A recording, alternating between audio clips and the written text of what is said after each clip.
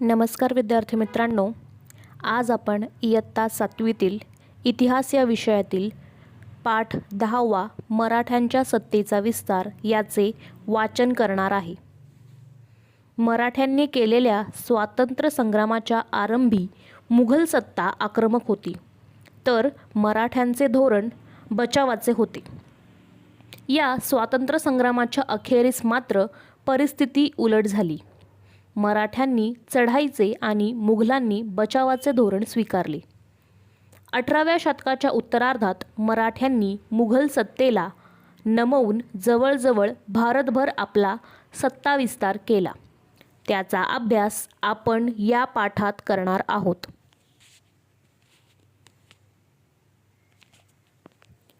शाहू महाराजांची सुटका. औरंगजेब बादशहाच्या मृत्यूनंतर त्याच्या मुलांमध्ये दिल्लीच्या गादीसाठी संघर्ष सुरू झाला. शहाजादा आझमशाह हा दक्षिणेत होता. बादशाही तख्त हस्तगत करण्यासाठी तो त्वरेने दिल्लीला निघाला. राजपुत्र शाहू त्याच्या ताब्यात होते. शाहू महाराजांना कैदेतून सोडवल्यास महाराणी ताराबाई व शाहू महाराज यांच्यात छत्रपतींच्या गादीसाठी कलह होईल आणि मराठ्यांचे सामर्थ्य खच्ची होईल असे आझमशहाला वाटले, म्हणून त्याने शाहू महाराजांची सुटका केली.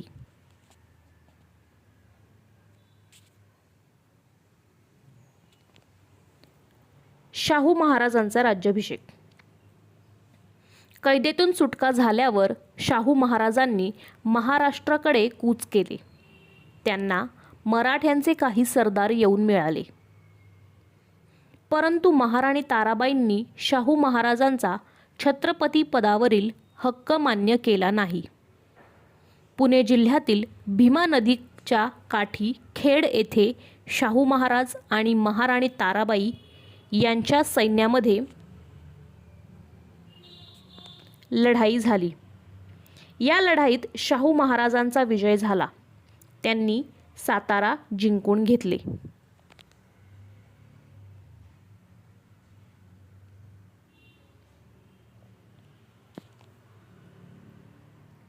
स्वतःच राज्याभिषेक करवून घेतला. सातारा ही मराठ्यांच्या राज्याची राजधानी झाली. काही काळ शाहू महाराज आणि महाराणी ताराबाई यांच्यातील विरोध चालू राहिला. इसवी सन 1710 मध्ये महाराणी ताराबाईंनी पन्हाळगडावर आपला अल्पवयीन मुलगा शिवाजी दुसरा यास छत्रपती म्हणून घोषित केले. तेव्हापासून मराठेशाहीत सातारच्या राज्याखेरीज कोल्हापूरचे स्वतंत्र राज्य अस्तित्वात आले.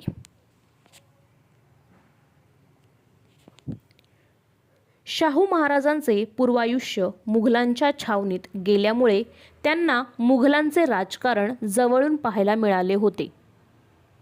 मुघलांच्या व विशेषतः उत्तर भारताच्या राजकारणामधील खाचाखोचा त्यांना समजल्या होत्या.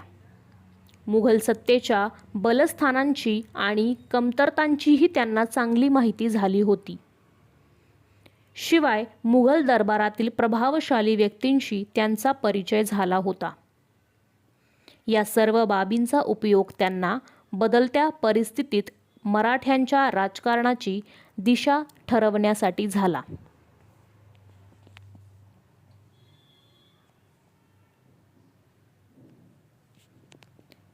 मराठ्यांच्या राज्याचा नाश करण्याचे पूर्वीचे औरंगजेबाचे धोरण त्याच्या वारसदारांनी आता सोडले होते.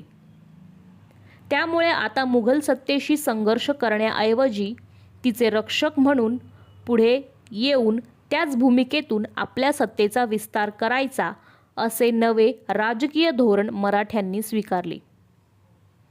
नवे देवालय बांधल्याने जे पुण्य मिळते तेच जुन्या देवळाचा जीर्णोद्धार केल्याने मिळते, हे या धोरणाचे सूत्र होते.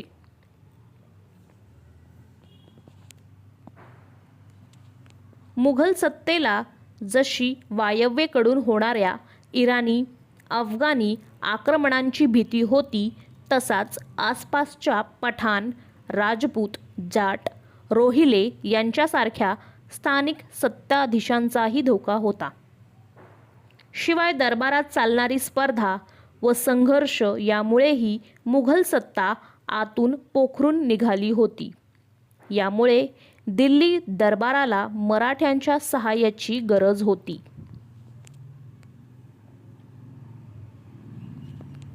बाळाजी विश्वनाथ. शाहू महाराजांची मुघलांच्या कैदेतून मुक्तता झाल्यावर त्यांनी बाळाजी विश्वनाथ भट याला पेशवा केले. बाळाजी मूळचा कोकणातील श्रीवर्धन गावचा.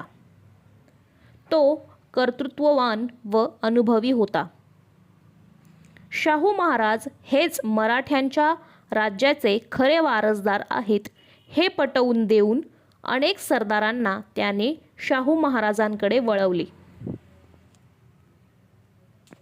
कान्होजी आंग्रे हा मराठ्यांच्या आरमाराचा प्रमुख होता. त्याने महाराणी ताराबाईंची बाजू घेतली. त्याने शाहू महाराजांच्या मुलखावर हल्ले केले.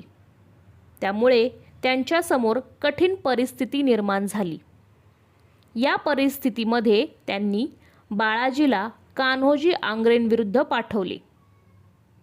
बाळाजीने युद्ध टाळून मुत्सद्देगिरीने कान्होजीस शाहू महाराजांकडे वळवले.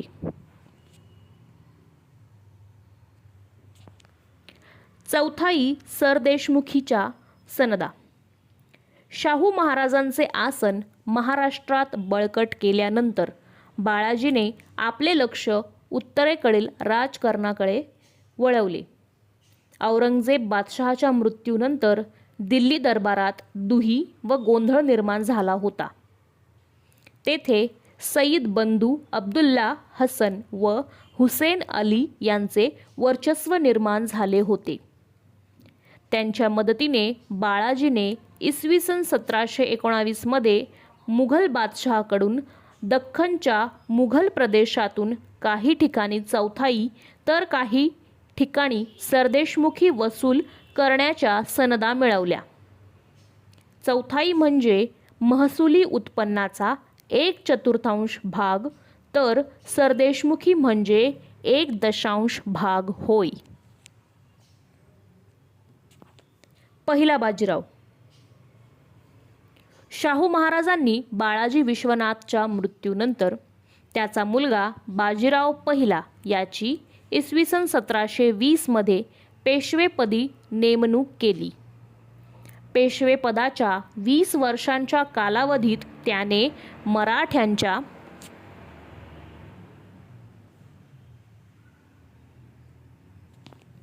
सत्तेचा विस्तार घडवून आणला. निजामाचा पालखेड येथे पराभव. मुघल बादशाह फर्रुखसियर याने निजाम उल मुल्क याची दख्खनचा सुभेदार म्हणून नेमणूक केली. इसवी सन 1713 मध्ये निजामाने हैदराबाद येथे आपले वेगळे अस्तित्व निर्माण करण्याचा प्रयत्न केला.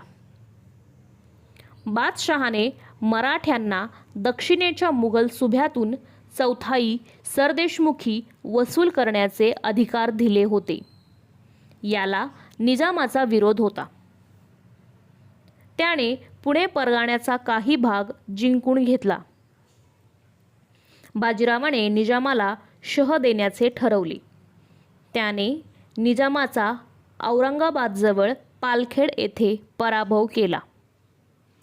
तेव्हा त्याने मराठ्यांचा चौथाई सरदेशमुखी वसूल करण्याचा हक्क मान्य केला.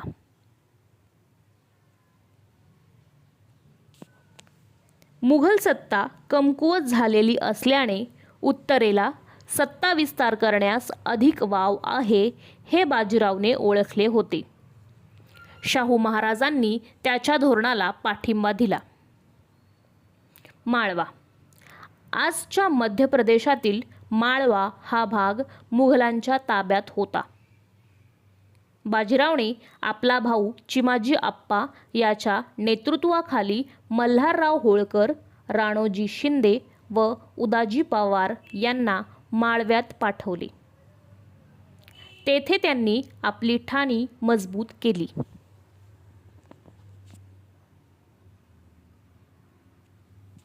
बुंदेलखंड. बुंदेलखंड म्हणजे आजचा मध्य प्रदेश व उत्तर प्रदेश या प्रांतातील झाशी, पन्ना, सागर वगैरे शहरांच्या परिसरातील प्रदेश होय. बुंदेलखंडात छत्रसाल राजाने आपले स्वतंत्र राज्य स्थापन केले होते. अलाहाबादचा मुघल सुभेदार महम्मद खान बंगश याने बुंदेलखंडावर हल्ला केला. त्याने छत्रसालास पराभूत केले. तेव्हा छत्रसालाने बाजीरावला मदतीची विनंती केली. बाजीराव मोठी फौज घेऊन बुंदेलखंडात गेला. त्याने बंगशाला पराभूत केले. छत्रसालाने बाजीरावाचा मोठा सन्मान केला. अशा रीतीने माळवा व बुंदेलखंड येथे मराठ्यांनी आपले वर्चस्व प्रस्थापित केले.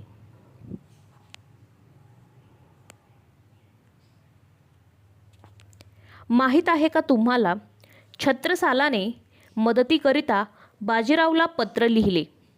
त्यात त्याने लिहिले, जो गत आह गजेंद्र की वह गत आई है आज, बाजी जान बुंदेल की बाजी राखो लाज. मगरीने पाय धरलेल्या गजेंद्रासारखी माझी स्थिती झाली आहे. मी आता मोठ्या संकटात आहे. आता माझी लाज राखणारा तूच आहेस. बाजीरावाने बादशहाकडे माळव्याच्या सुभेदारीची मागणी केली. त्याने ही मागणी अमान्य केली म्हणून बाजीराव मार्च 1737 मध्ये दिल्लीवर स्वारी करण्याच्या उद्देशाने दिल्लीच्या सीमेवर जाऊन धडकला. भोपाळची लढाई. बाजीरावच्या स्वारीमुळे बादशहा अस्वस्थ झाला. त्याने निजामाला दिल्लीच्या रक्षणासाठी बोलावून घेतले. प्रचंड फौजेनिशी निजाम बाजीराव विरुद्ध चालून गेला. बाजीरावने भोपाळ येथे त्याचा पराभव केला. निजामाने मराठ्यांना माळव्याच्या सुभेदारीची सनद बादशहाकडून मिळवून देण्याचे मान्य केले. पोर्तुगीजांचा पराभव. कोकण किनारपट्टीवरील वसई आणि ठाणे हे भाग पोर्तुगीजांच्या ताब्यात होते.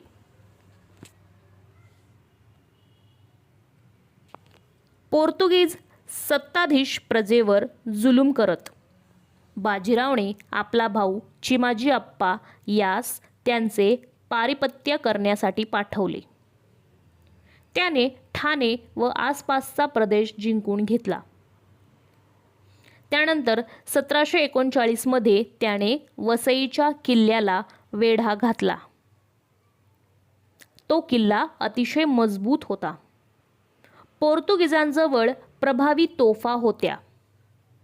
तरीही चिमाजी अप्पाने चिकाटीने वेढा चालवून पोर्तुगीजांना शरण येण्यास भाग पाडले. त्यामुळे वसईचा किल्ला व पोर्तुगीजांचा बराचसा मुलूख मराठ्यांच्या ताब्यात आला.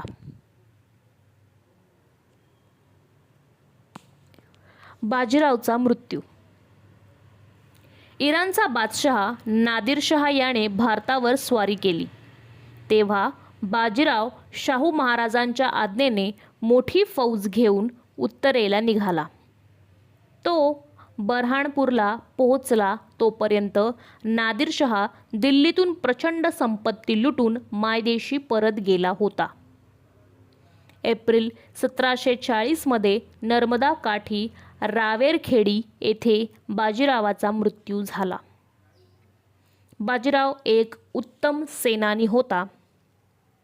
आपल्या पराक्रमाने त्याने उत्तर भारतात मराठ्यांचे वर्चस्व प्रस्थापित केले. त्याने मराठ्यांच्या सत्तेला अखिल भारतीय पातळीवरील एक प्रबळ सत्ता म्हणून स्थान मिळवून दिले. त्याच्या काळात शिंदे, होळकर, पवार, गायकवाड ही घराणी पुढे आली. धन्यवाद.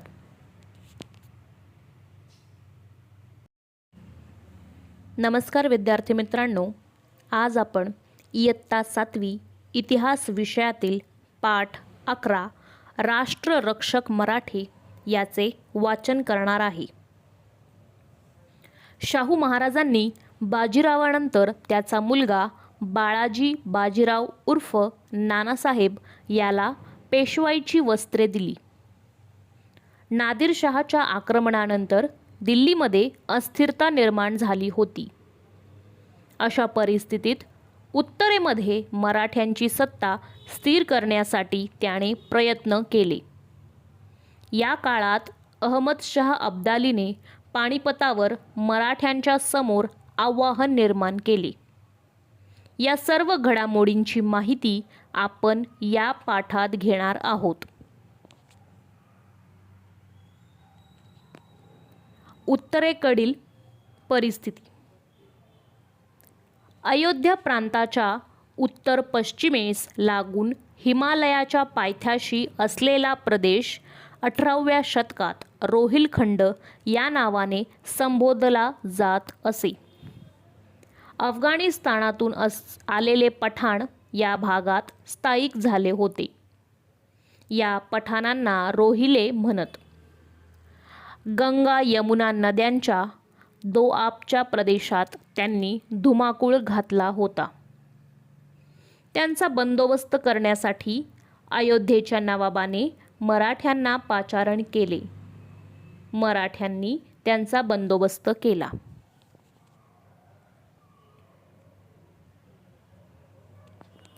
अफगाणांशी संघर्ष. अफगाणिस्तानचा बादशाह अहमदशहा अब्दाली याला भारतातील संपत्तीचे आकर्षण होते. इसवी सन 1751 मध्ये त्याने पंजाबवर आक्रमण केले. या काळात मुघल प्रदेशात अंधाधुंदी निर्माण झाली होती. त्यामुळे मुघलांना अब्दालीच्या आक्रमणाची भीती होती. या परिस्थितीत आपल्या संरक्षणासाठी मराठ्यांची मदत घेणे त्यांना आवश्यक वाटले. बादशहाला मराठ्यांचे सामर्थ्य आणि प्रामाणिकपणा यांची खात्री पटली होती. दिल्लीच्या रक्षणार्थ मराठ्यांएवढी दुसरी समर्थ सत्ताही नव्हती. त्यामुळे बादशहाने इसवी सन 1752 च्या एप्रिल महिन्यात मराठ्यांशी एक करार केला. मराठ्यांनी या करारानुसार रोहिले, जाट, राजपूत, अफगाण इत्यादी शत्रूंपासून मुघल सत्तेचे रक्षण करण्याचे मान्य केले.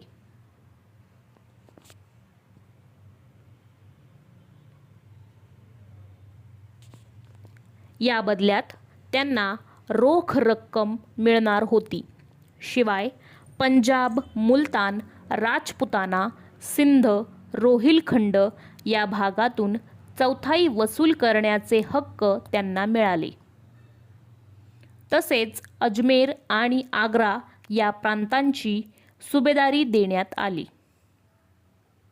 या करारानुसार छत्रपतींच्या वतीने पेशव्यांनी शिंदे होळकरांच्या फौजा दिल्लीच्या संरक्षणार्थ पाठवल्या. मराठे दिल्लीकडे निघाले.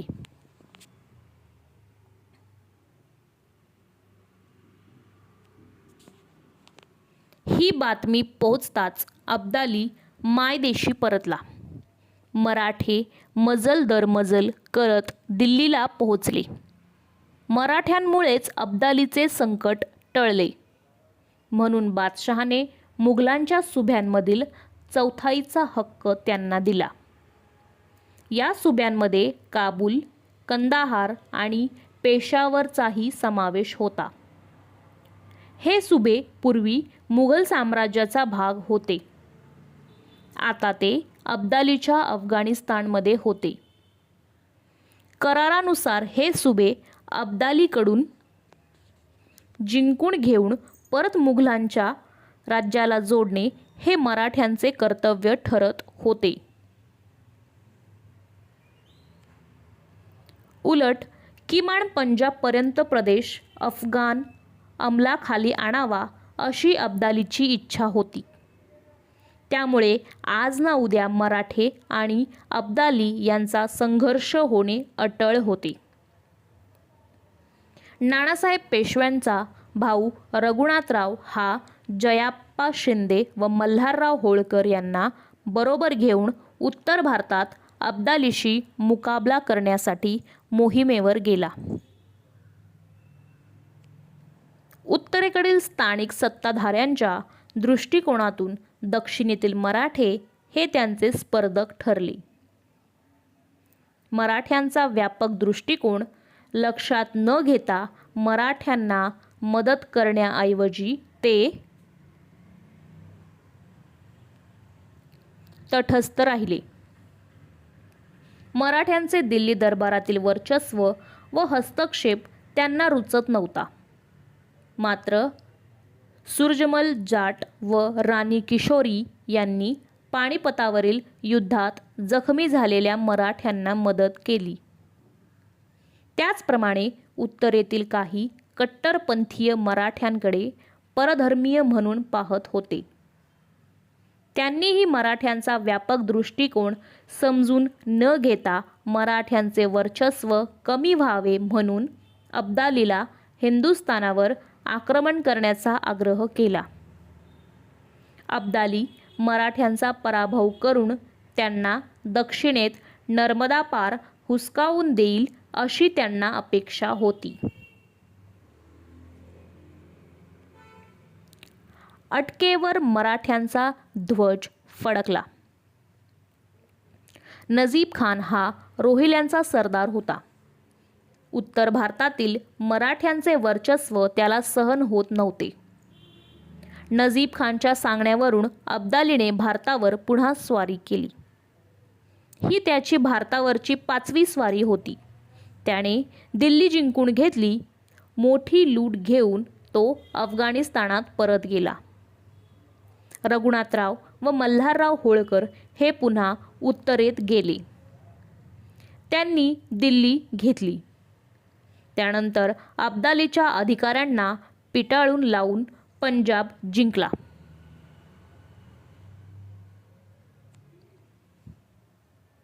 अब्दालीच्या सैनिकांचा पाठलाग करत मराठे इसवी सन 1758 मध्ये अटकेपर्यंत गेले.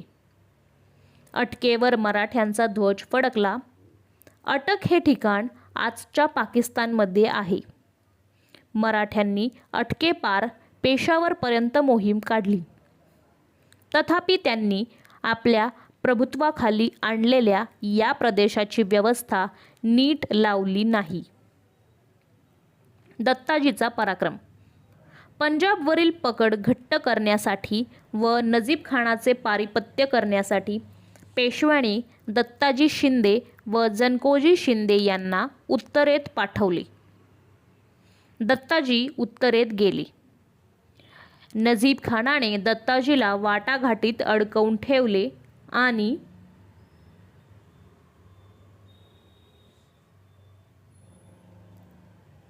अब्दालीला मदतीस येण्याची विनंती केली. हा संदेश मिळताच अब्दाली पुन्हा भारतावर चालून आला. दत्ताजी व अब्दाली यांची यमुनेच्या तीरावर बुराडी घाट येथे गाठ पडली. जोरदार लढाई झाली. दत्ताजीने असामान्य शौर्य गाजवले. परंतु या लढाईत दत्ताजीला वीरमरण आले. माहीत आहे का तुम्हाला, दत्ताजी मोठ्या शौर्याने लढला, पण अखेरीस तो रणांगणावर घायाळ होऊन पडला. नजीब खान रोहिल्याचा सल्लागार कुतुबशहा हत्तीवरून उतरून घायाळ झालेल्या दत्ताजीजवळ आला. त्याने दत्ताजीला विचारले, क्यों पटेल जी, हमारे साथ तुम और भी लढेंगे?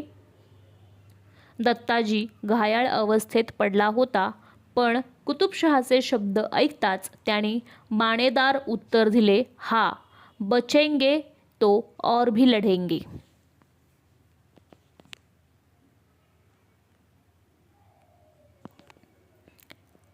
सदाशिवराव भाऊ.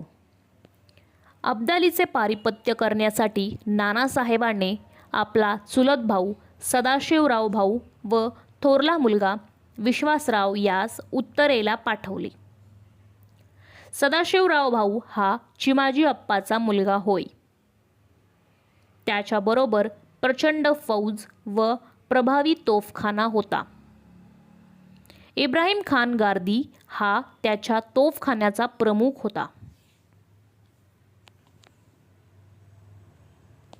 या तोफखान्याच्या जोरावर त्याने इसवी सन 1760 मध्ये लातूर जिल्ह्यातील उदगीरच्या लढाईत निजामाचा पराभव केला होता.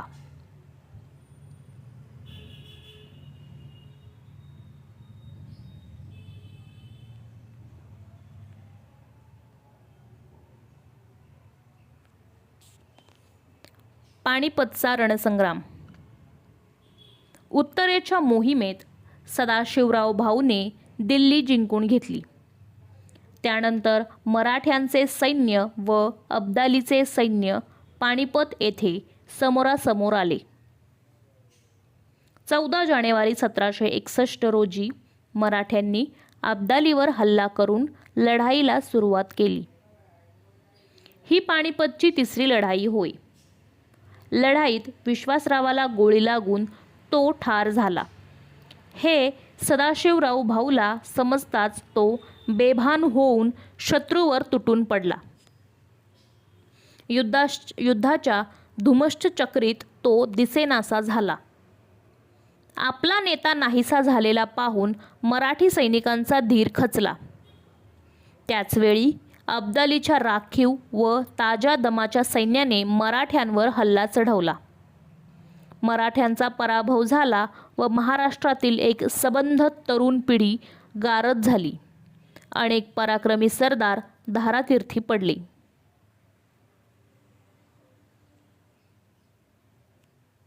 माहीत आहे का तुम्हाला, पानिपतच्या युद्धात सुमारे 1.5 लाख लोक मारले गेले. एका पत्रातील सांकेतिक वर्णन पुढील प्रमाणे आहे. 2 मोते गळाली, 27 मोहरा हरवल्या आणि रुपये खुर्दा किती गेल्या याची गणतीच नाही. परक्या अब्दालीला येथे राज्य करण्याचा नैतिक हक्क नाही या व्यापक भूमिकेतून मराठे अब्दालीशी लढले. आपण सर्व एतद्देशीय असून अब्दाली परकीय शत्रू आहे अशा आशयाची पत्रे लिहून सदाशिवराव भाऊने उत्तरेकडील सत्ताधाऱ्यांना मराठ्यांची व्यापक व सर्वसमावेशक भूमिका कळवली. परंतु त्याला अनुकूल प्रतिसाद न देता हे सत्ताधारी तटस्थ राहिले. साहजिकच भारताच्या रक्षणाची जबाबदारी एकट्या मराठ्यांवर पडली. भारत हा एक देश असण्याची व त्याचा राजा धर्माने कोणीही असला तरी सर्वांनी त्याला पाठिंबा देण्याची जाणीव इतिहासात पहिल्यांदा मराठ्यांनी दाखवली असे म्हणता येईल.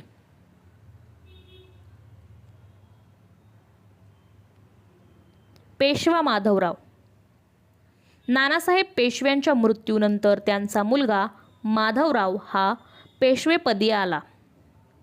माधवरावाने आपल्या कारकिर्दीत निजाम व हैदर अली यांचा बंदोबस्त केला. त्याने उत्तरेमध्ये मराठ्यांचे प्रभुत्व पुन्हा प्रस्थापित केले. पानिपतच्या लढाईत मराठ्यांचा पराभव झाला हे पाहून निजामाने त्यांच्या विरोधात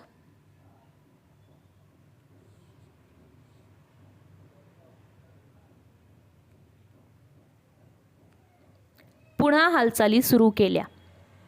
त्याने त्यांच्या मुलखावर आक्रमण केले. परंतु माधवरावाने पैठणजवळील राक्षसभुवन येथे त्याला पराभूत केले. हैदर अली हा मैसूरचा सुलतान होता. पानिपतवरील मराठ्यांच्या पराभवाचा फायदा घेऊन त्याने कर्नाटकातील मराठ्यांच्या प्रदेशावर हल्ले केले. परंतु मराठ्यांनी श्रीरंगपट्टणजवळील मोती तलाव येथे झालेल्या लढाईत त्याला पराभूत केले. तेव्हा त्याने तुंगभद्रा नदीच्या उत्तरेकडील प्रदेश मराठ्यांना देण्याचे मान्य केले. माधवराव पेशव्यांचा मृत्यू इसवी सन 1772 मध्ये झाला. मराठ्यांच्या इतिहासात एक प्रामाणिक कष्टाळू, जिद्दीचा व लोकहितदक्ष असा शासक म्हणून त्यांचा उल्लेख केला गेला. या कर्तृत्ववान पेशव्याच्या मृत्यूमुळे मराठ्यांच्या राज्याची मोठी हानी झाली होती. माहीत आहे का तुम्हाला, पेशवा माधवरावाने शेतकऱ्याच्या कल्याणाकडे विशेष लक्ष दिले. विहिरी खोदून पुण्याचा पाणीपुरवठा वाढवला. नाना फडणवीसासारखे कारभारी व रामशास्त्री प्रभुणेसारखे थोर न्यायाधीश त्याच्या काळात तयार झाले. प्रजेला न्याय मिळावा म्हणून न्याय खात्यात सुधारणा केली. तोफा व दारुगोळा बनवण्याचे कारखाने सुरू केले. नाणी पाडण्यासाठी टांगसाळीची व्यवस्था केली. पेशवा माधवरावानंतर गादीवर आलेले नारायणराव व सवाई माधवराव हे दोन पेशवे अल्पायुषी ठरले. शिवाय त्यांच्या काळात पेशवाईला गृहकलहाने ग्रासले. एकेकाळी अटकेपार झेंडा रोवणारे रघुनाथराव सत्ता लालसेपोटी इंग्रजांच्या आश्रयाला गेले. त्यामुळे मराठे व इंग्रज यांच्यात युद्ध झाले.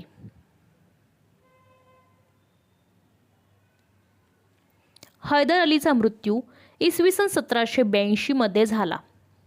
त्यानंतर त्याचा मुलगा टिपू हा मैसूरचा सुलतान झाला. तो निष्णात योद्धा असण्याबरोबरच विद्वान आणि कवी होता. आपल्या कर्तबगिरीने त्याने राज्याचा प्रभाव वाढवला. त्याने फ्रेंचांशी संधान साधून इंग्रजांच्या वर्चस्वाला हादरे देण्यास सुरुवात केली. इसवी सन 1799 मध्ये इंग्रजांविरुद्धच्या एका युद्धात तो मारला गेला.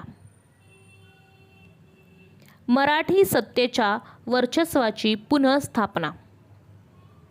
पानिपतच्या पराभवामुळे मराठ्यांच्या उत्तर भारतातील प्रतिष्ठेला जबर धक्का बसला होता. उत्तरेत पुन्हा आपली सत्ता प्रस्थापित करण्यासाठी माधवरावाने महादजी शिंदे, तुकोजी होळकर, रामचंद्र कानडे व विसाजीपंत बिनीवाले या सरदारांना तिकडे पाठवले. मराठ्यांच्या फौजांनी जाट, रोहिले व राजपूत यांना पराभूत केले. बादशाह शाह आलम यास आपल्या आश्रयाखाली दिल्लीच्या तख्तावर बसवले. उत्तरेमध्ये मराठ्यांची सत्ता पुनःस्थापित झाली. पानिपतच्या लढाईत मराठ्यांचे मोठे नुकसान झाले. अब्दालीच्या सैन्याचीही हानी झाली. पानिपतच्या विजयानंतर आर्थिक लाभ फारसा न झाल्याने त्याने किंवा त्याच्या वारसदारांनी भारतावर पुन्हा आक्रमण करण्याची हिम्मत केली नाही. उलट उत्तरेतील अराजकतेला आवर घालण्याचे सामर्थ्य मराठ्यांमध्येच आहे हे लक्षात घेऊन त्यांनी त्या पातशाहीचा सांभाळ करावा अशी इच्छा प्रगट केली. सलोखा करण्यासाठी पुणे दरबारात दूतही पाठवला. पानिपतचा मोठा पराभव पचवून उत्तरेच्या राजकारणात पुन्हा उभे राहण्यात मराठे यशस्वी झाले. ही बाब महत्त्वाची आहे. यामध्ये मल्हारराव होळकर, अहिल्याबाई होळकर आणि महादजी शिंदे यांचा सिंहाचा वाटा आहे.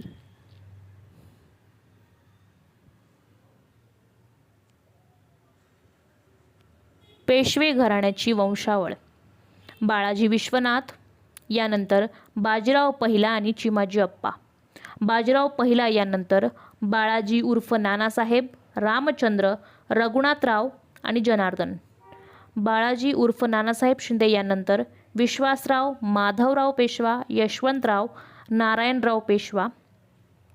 रघुनाथरावानंतर बाजीराव दुसरा, नानासाहेब जे की दत्तक होते, नारायणराव पेशवा यांच्यानंतर सवाई माधवराव, तसेच चिमाजी अप्पा यानंतर सदाशिवराव भाऊ.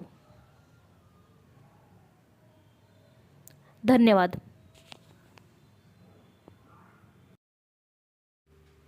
नमस्कार विद्यार्थी मित्रांनो, आपण इयत्ता 7वीतील इतिहास व नागरिकशास्त्र या विषयातील पाठ 12 साम्राज्याची वाटचाल याचे वाचन करणार आहे.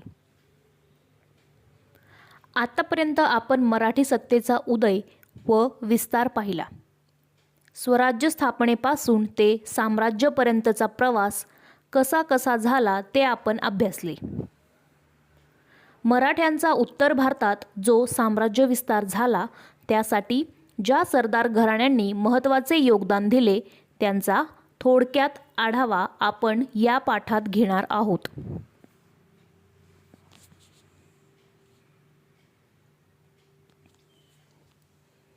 इंदोरचे होळकर. मल्हारराव हे इंदोरच्या होळकरांच्या सत्तेचे संस्थापक. त्यांनी दीर्घकाळ मराठी राज्याची सेवा केली. गनिमी काव्याच्या युद्ध पद्धतीत ते निष्णात होते. पहिला बाजीराव व नानासाहेब पेशवा यांच्या काळात त्यांनी उत्तरेत पराक्रम गाजवला. माळव्यात आणि राजपुतान्यात मराठ्यांचे वर्चस्व प्रस्थापित करण्यात त्यांचा मोठा वाटा होता.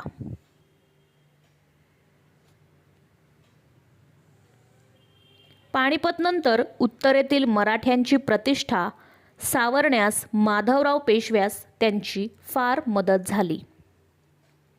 पुण्यश्लोक अहिल्याबाई या मल्हाररावांचा पुत्र खंडेराव यांच्या पत्नी होत. खंडेरावांचा कुंभेरीच्या युद्धात मृत्यू झाला. पुढे काही काळाने मल्हारराव यांचेही निधन झाले. त्यानंतर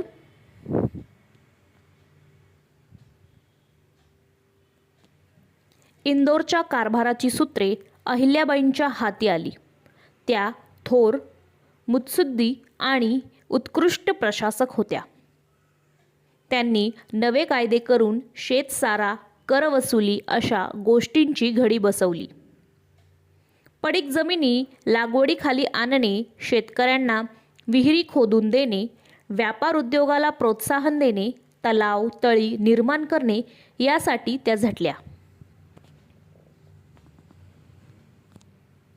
भारतात चारी दिशांना असलेल्या महत्त्वाच्या धर्मस्थळांवर त्यांनी मंदिरे, घाट, मठ, धर्मशाळा, पानपोया यांची उभारणी केली. देशाच्या सांस्कृतिक ऐक्याचा त्यांचा हा प्रयत्न फार महत्त्वाचा होता. त्या स्वतः न्यायनिवाडे करत.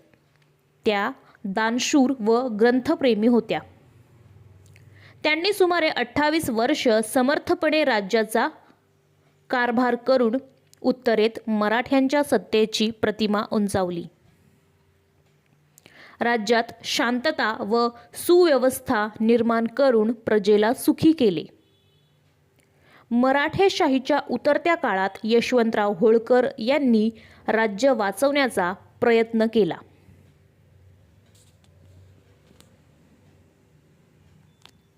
नागपूरचे भोसले.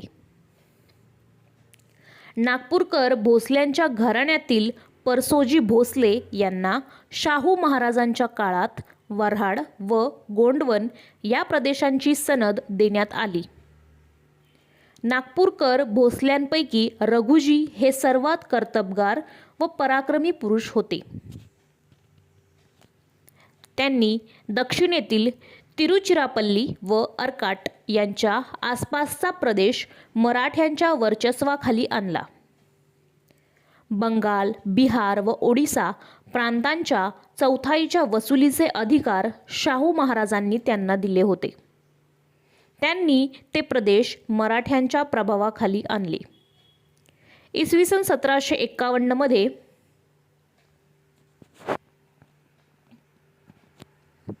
नागपूरकर भोसल्यांनी ओडिसा सुभा अलिवर्दी खानाकडून जिंकून घेतला. पुढे इसवी सन 1803 पर्यंत मराठ्यांचे प्रभुत्व ओडिसावर होते. माहीत आहे का तुम्हाला मराठा डिच? कोलकाता येथील ब्रिटिशांनी नागपूरकर भोसल्यांची धास्ती घेतली होती.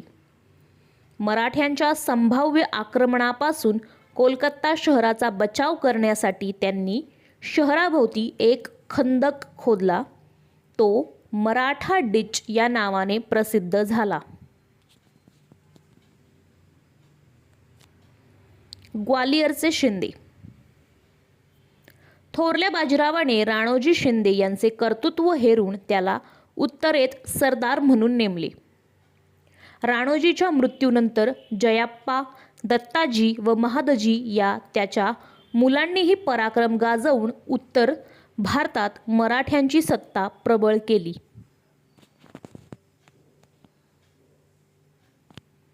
माधवराव पेशव्याने शिंदे घराण्यातील सरदारकी महादजींना दिली. ते पराक्रमी व मुत्सद्दी होते. पानिपतच्या पराभवानंतर उत्तर भारतात मराठ्यांचे वर्चस्व आणि प्रतिष्ठा निर्माण करण्याची कामगिरी त्यांनी केली. उत्तर भारताच्या सपाट प्रदेशात मराठ्यांची गनिमी काव्याची युद्ध पद्धती उपयुक्त ठरणार नाही हे त्यांनी ओळखले. त्यांनी डेबॉइन फ्रेंच लष्करी तज्ज्ञाच्या मार्गदर्शनाखाली आपली फौज प्रशिक्षित केली आणि तोफखाना सुसज्ज केला. या कवायती फौजेच्या बळावर त्यांनी रोहिले, जाट, राजपूत, बुंदेले इत्यादींना नमवले. पानिपतच्या लढाईमुळे मराठ्यांची शक्ती क्षीण झाली होती आहे असे पाहून इंग्रजांनी दिल्लीच्या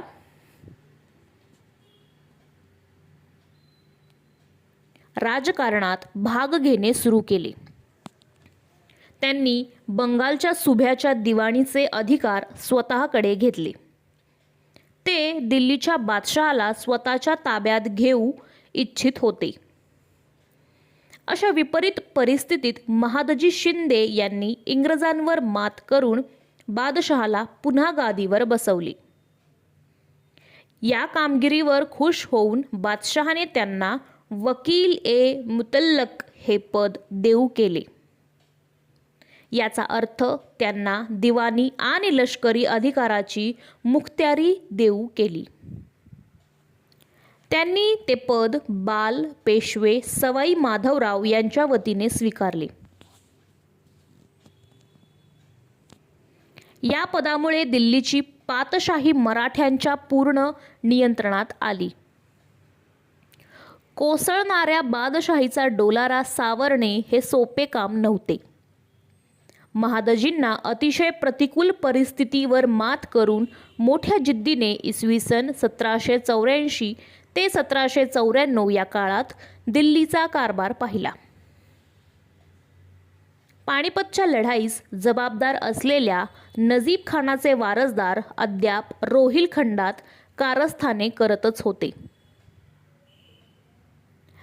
नजीबाचा नातू गुलाम कादिर याने लाल किल्ल्याचा ताबा घेऊन पैशासाठी बादशहाचा आणि बेगमांचा छळ केला.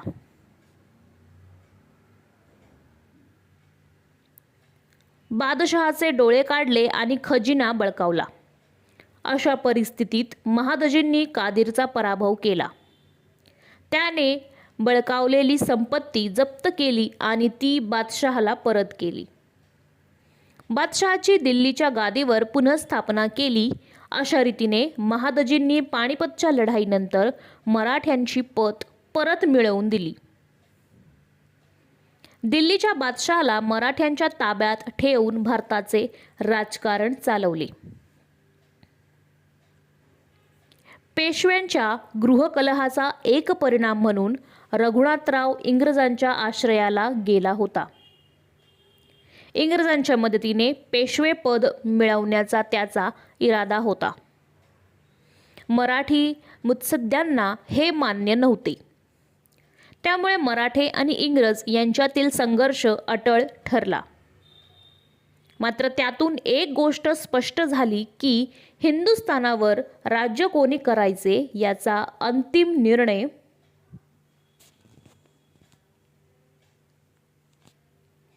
मराठे आणि इंग्रज या दोन महासत्तांमधील संघर्षातूनच होणार होता. मुंबईहून इंग्रज बोरघाट मार्गे मराठ्यांवर चालून आले. महादजी शिंदे यांच्या नेतृत्वाखाली मराठी सेना एकवटली.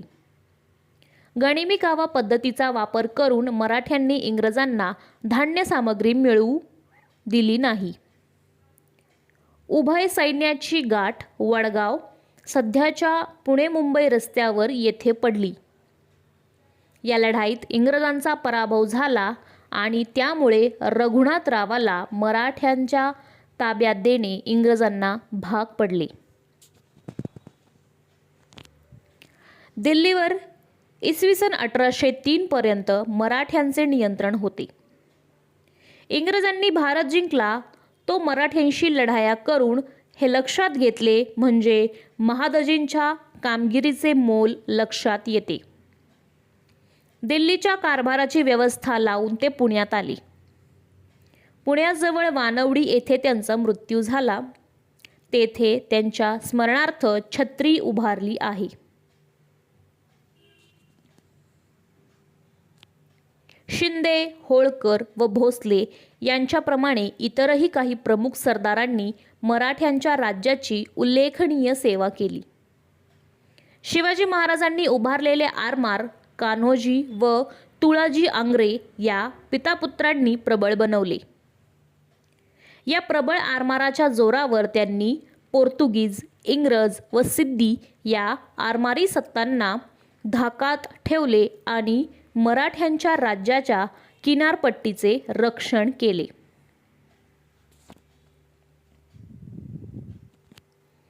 सेनापती खंडेराव दाभाडे व त्याचा पुत्र त्र्यंबकराव यांनी गुजरातमध्ये मराठी सत्तेची पायाभरणी केली. खंडेरावाच्या मृत्यूनंतर त्याची पत्नी उमाबाई हिने अहमदाबादच्या मुघल सरदाराचे पारिपत्य केले. तेथील किल्ला जिंकून घेतला. पुढे गायकवाडांनी गुजरातमधील वडोदरा हे आपल्या सत्तेचे केंद्र केले. मध्य प्रदेशातील धार आणि देवासच्या पवारांनी शिंदे व होळकर यांना उत्तरेत मराठ्यांच्या सत्तेचा विस्तार करण्यात मोलाचे सहाय्य केले. माधवराव पेशव्यांच्या मृत्यूनंतर मराठ्यांच्या राज्याची घडी विस्कटली होती.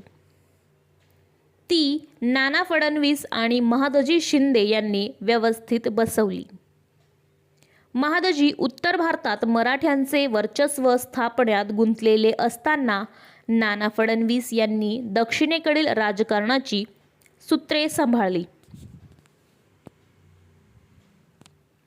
या कार्यात पटवर्धन, हरिपंत फडके, रास्ते इत्यादी सरदारांनी त्याला साथ दिली.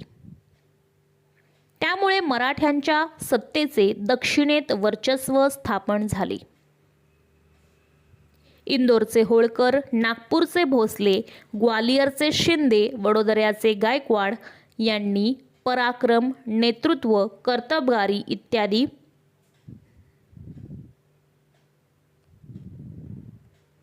गुणांच्या द्वारे मराठ्यांच्या सत्तेला वैभव प्राप्त करून दिले.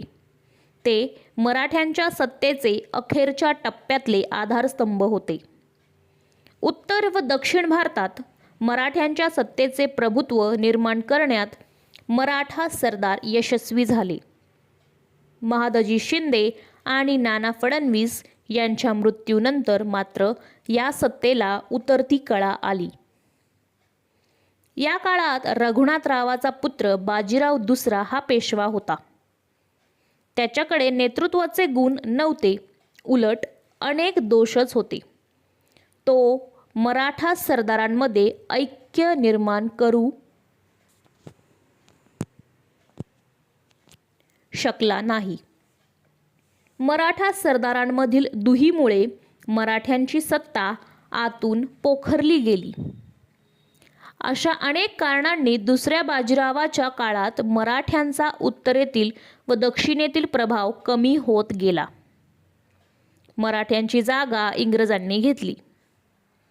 इंग्रजांनी इसवी सन 1817 मध्ये पुणे ताब्यात घेऊन तेथे युनियन जॅक हा आपला ध्वज फडकवला. इसवी सन 1818 मध्ये सोलापूर जिल्ह्यातील आष्टीच्या लढाईत इंग्रजांनी मराठ्यांचा पराभव केला आणि त्यामुळे मराठ्यांची सत्ता संपुष्टात आली. ही घटना भारताच्या इतिहासात एक मोठा बदल घडवणारी ठरली. या घटनेनंतर इंग्रजांनी बहुतांश भारत आपल्या आधिपत्याखाली आणला. भारताचा पाश्चात्य जगाबरोबर संबंध वाढला. त्याबरोबर भारतीय समाज व्यवस्थेत अनेक बदल झाले. अनेक जुन्या गोष्टी निष्प्रभ झाल्या व बाजूला सारल्या गेल्या. एक मोठे स्थित्यंतर झाले. भारताच्या इतिहासातील मध्ययुग संपले. आधुनिक कालखंडाला सुरुवात झाली. धन्यवाद.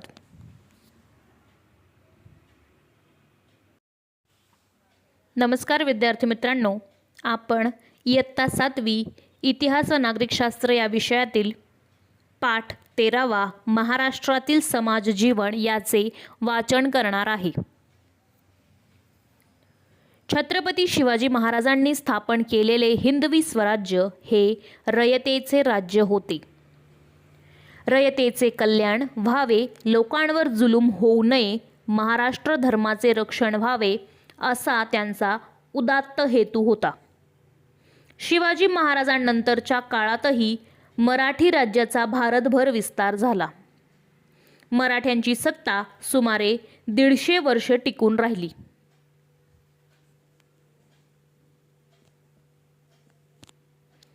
मराठी राज्याच्या कारभाराची माहिती आपण मागील पाठात अभ्यासली. या पाठात आपण त्या काळातील सामाजिक स्थिती व लोकजीवन यांविषयी माहिती घेणार आहोत. सामाजिक परिस्थिती. शेती व शेतीवर आधारित उद्योग हे उत्पादनाचे गाव पातळीवरील प्रमुख साधन होते. गावच्या पाटलाकडे गावाचे संरक्षण व कुलकर्ण्यांकडे महसूल सांभाळण्याची जबाबदारी असे. पाटीलकीच्या कामासाठी पाटलास जमीन इनाम दिलेली असे. त्याला या कामासाठी महसुलातील काही हिस्सा मिळत असे. बलुतेदारांना गावकीसाठी केलेल्या कामांचा मोबदला वस्तुरूपाने मिळत असे.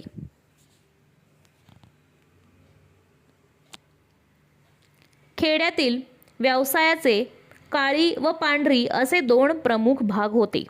काळीत काम करणारे ते शेतकरी आणि पांढरीत काम करणारे ते पांढरपेशी. गावगाड्यातील सर्व व्यवहार परस्पर समजुतीने करण्यावर भर असायचा. एकत्र कुटुंब पद्धतीवर भर होता. माहीत आहे का तुम्हाला, गावात लोहार, सुतार, कुंभार, सोनार इत्यादी 12 बलुतेदार असत. ते बलुतेदार गावकीची कामे करत. चालीरीती.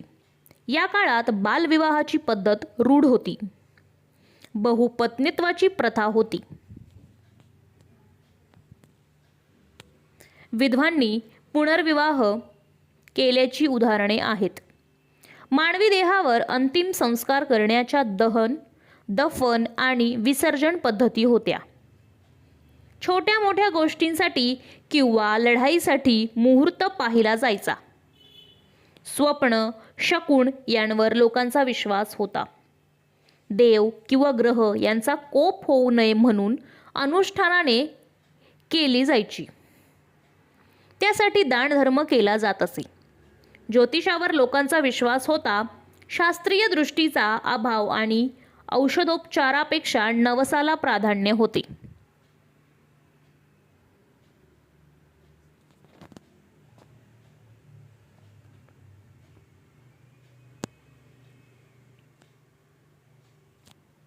राहणीमान.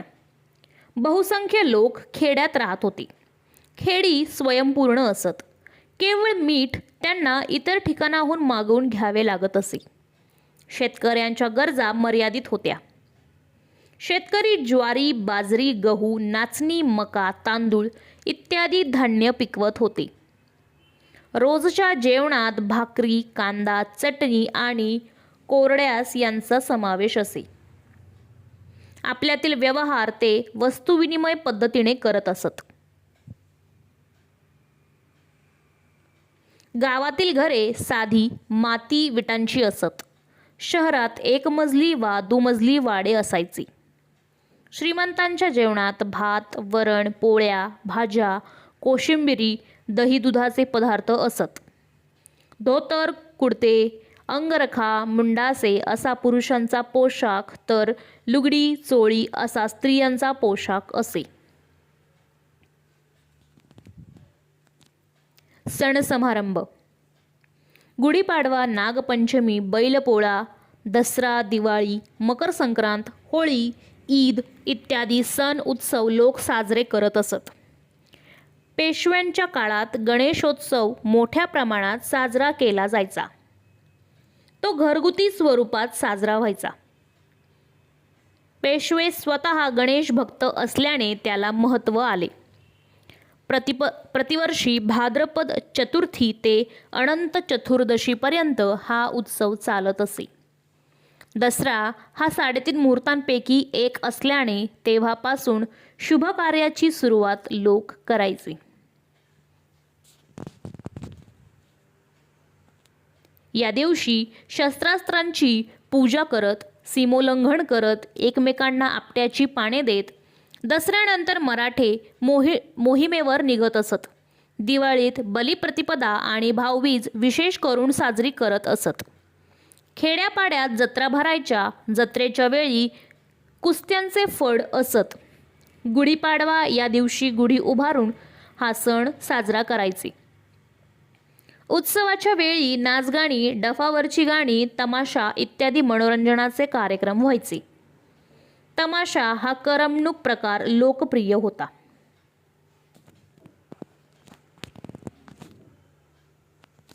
शिक्षण. या काळातील शिक्षण पद्धतीत पाठशाळा व मदरसा होत्या. लेखन, वाचन, हिशेबाचे शिक्षण घरातून मिळे. मोडी लिपीचा वापर व्यवहारात होत असे. दळणवळण प्रवास. घाटमार्ग, सडक, नद्यांवरील पूल या मार्गाने वाहतूक चालायची. धान्य, कापड, वानसामान यांची वाहतूक बैलांच्या पाठीवरून होत असे. नदीतून जाण्यासाठी होड्यांचा वापर व्हायचा. पत्रांची ने-आण, सांडणीस्वार व जासूद करायचे. खेळ. या काळात विविध खेळ खेळले जायचे. खेळ करमणूक व मनोरंजनाचे साधन होते. कुस्ती, युद्धकला हे खेळ लोकप्रिय होते. मल्लखांब, दंड, कुस्ती, लाठी, दंडपट्टा, बोथाठी हे खेळ खेळले जात. हुतुतू, खो खो, आट्यापाट्या हे मैदानी खेळ तर सोंगट्या, गंजिफा, बुद्धिबळ हे बैठे खेळ लोकप्रिय होते.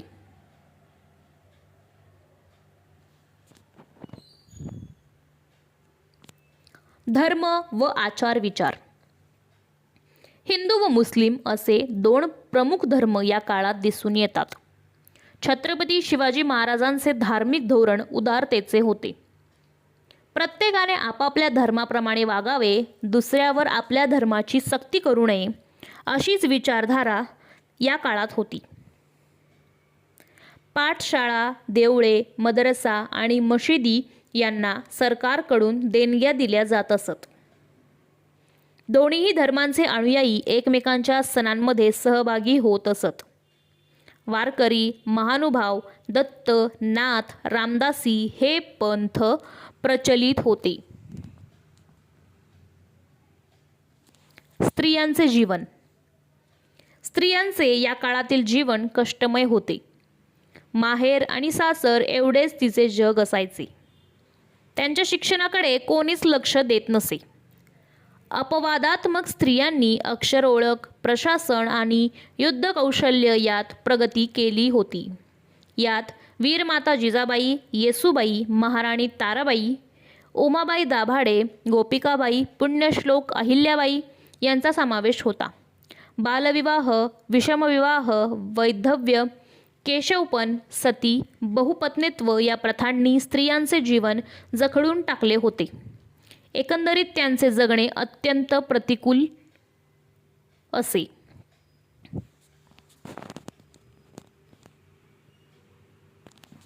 इसवी सन 1630 ते 1810 या 250 वर्षांच्या कालखंडाला सामान्यपणे मराठेशाही म्हणतात. या कालखंडातील कला स्थापत्याचा थोडक्यात आढावा आपण पाहूया. शिल्पकला. शिवकाळात कसबा गणपती मंदिर जीर्णोद्धार, लाल महाल उभारणी, राजगड व रायगडावरील बांधकामे, जलदुर्ग उभारणी या प्रकारचे स्थापत्य उभारणीचे उल्लेख येतात. हिरोजी इंदलकर हा त्या काळातील प्रसिद्ध स्थापत्य विशारद होता. गाव वसवताना शक्यतो काटकोनातील रस्ते, कडेला दगडी बांधकाम, नदीपात्राच्या कडेला घाट अशी रचना करत. पेशवे काळात अहमदनगर, विजापूर सारखी पिण्याच्या पाण्याची व्यवस्था पुणे शहरात करण्यात आली होती. पेशव्यांनी भूमिगत नळ, छोटी छोटी धरणे, बागबगीचे, हौद, कारंजी उभारली. पुणे शहराच्या जवळील हडपसर भागातील दिवे घाटातील मस्तानी तलाव स्थापत्याच्या दृष्टीने महत्त्वाचा आहे. पुण्यातील शनिवारवाडा, विश्रामबागवाडा, नाशिकचा सरकारवाडा, कोपरगावचा रघुनाथ पेशव्यांचा वाडा, सातारकर छत्रपतींचे वाडे, याशिवाय वाई, मेनवली, टोके, श्रीगोंदे, पंढरपूर येथील जुने वाडे मध्ययुगीन वाडा संस्कृतीची चिन्हे आहेत. वाड्यांच्या बांधकामात कच्च्या व पक्क्या विटा वापरत. लाकडी खांब, तुळ्या, पाट, घडीव दगड, कमानी, उत्तम घोटलेला चुना, नळीच्या कौलांचे छप्पर, चिखल, बांबू यांचा वापर बांधकामात करत असत. वाड्यांच्या सजावटीसाठी चित्रकाम, रंगकाम, काष्ठशिल्प, आरसे यांचा वापर करत. मंदिरे. शिवकाळातील मंदिरे यादवकालीन हेमाडपंथी पद्धतीची आहेत. कोल्हापूरच्या अंबाबाई मंदिराचे शिखर, ज्योतिबाच्या डोंगरावरील मंदिरे, शिखर शिंगणापूरचा शंभू महादेव, वेरूळच्या घृष्णेश्वराचे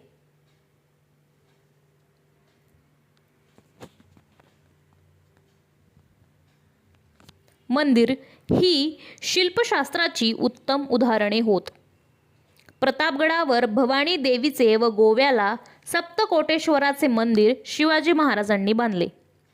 पेशवे काळात नाशिकचे काळाराम मंदिर, त्र्यंबकेश्वराचे शिवमंदिर, गोदावरी, प्रवरा या नद्यांच्या संगमावर असणाऱ्या कायगाव व टोके येथील शिवमंदिरे, नेवासा येथील मोहिनीराज मंदिर ही मंदिरे या काळात उभारली गेली.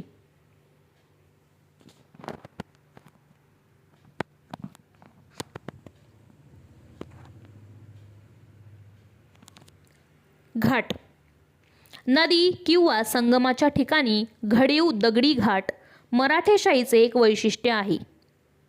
या काळातील सर्वात प्रेक्षणीय घाट गोदावरी व प्रवरा नदी यांच्या संगमावरील प्रवरा संगम टोके येथील होय. पक्क्या बांधणीच्या पायऱ्यांच्या ओळीत ठराविक अंतरावर एक पायरी पुढे काढलेली असत. त्यामुळे सगळ्या घाटांचेच रूप खुलून जात असे. पाण्याच्या प्रवाहाने घाट निखळू नये म्हणून ठराविक अंतरावर भक्कम बुरुज बांधत असत. चित्रकला. पेशवाई काळात शनिवारवाड्याच्या भिंतीवरील चित्रे महत्त्वाची आहेत. या काळात राघव, तानाजी, अनुपराव, शिवराम, मानकोजी हे महत्त्वाचे चित्रकार होऊन गेले. सवाई माधवराव पेशव्यांच्या काळात गंगाराम तांबट हा प्रख्यात चित्रकार होता. पेशव्यांनी चित्रकलेला उत्तेजन दिले.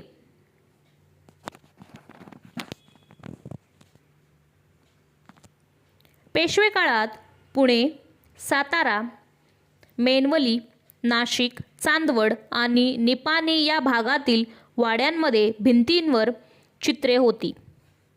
पांडेश्वर, मोरगाव, पाल, बेनवडी, पुण्याजवळील पाषाण या ठिकाणच्या मंदिरांच्या भिंतींवर चित्रे होती. या काळातील चित्रांचे विषय म्हणजे दशावतार, गणपती, शंकर, रामपंचायतन, विदर्भातील जामोद येथील जैन मंदिरातील जीनचरित्र, पौराणिक गोष्टी हे होत.